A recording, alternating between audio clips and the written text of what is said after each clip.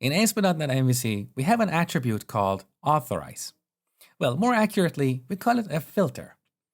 A filter can be applied to an action, and it will be called by the MVC framework before and after that action or its result are executed.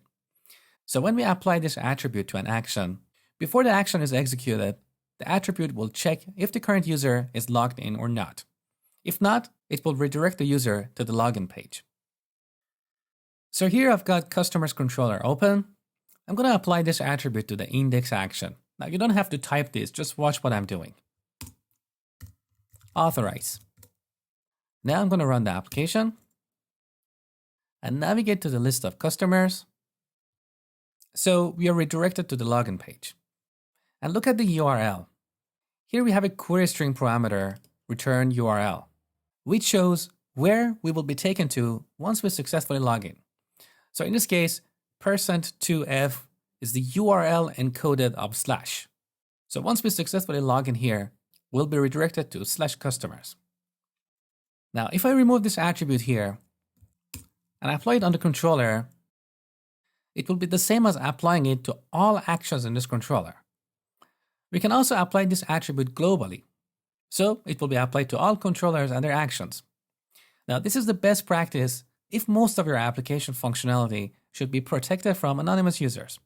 This way, when you create a new controller or a new action, you don't have to remember to use this attribute. Now, in case of our application, because we're going to protect most of the application from anonymous users, I'm going to apply this attribute or this filter globally. So delete here. Now, let's go to Solution Explorer, app_start, open up filter config.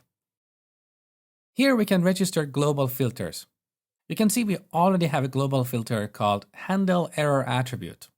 This filter redirects the user to an error page when an action throws an exception. We're going to look at this later in the course. Now I'm going to add this authorize attribute to the filters collection. So filters.add new authorize attribute. Let's run the application. You can see we can't even get to the home page. So this is very restrictive. Now let's say we want to make the home page accessible to anonymous users. So let's go to home controller. We can apply another attribute here, allow anonymous. Again, you can apply it on the controller or one or more of its actions. Let's run the application again. Okay, now the home page is accessible to everyone, but if I go to customers or movies, I have to log in first.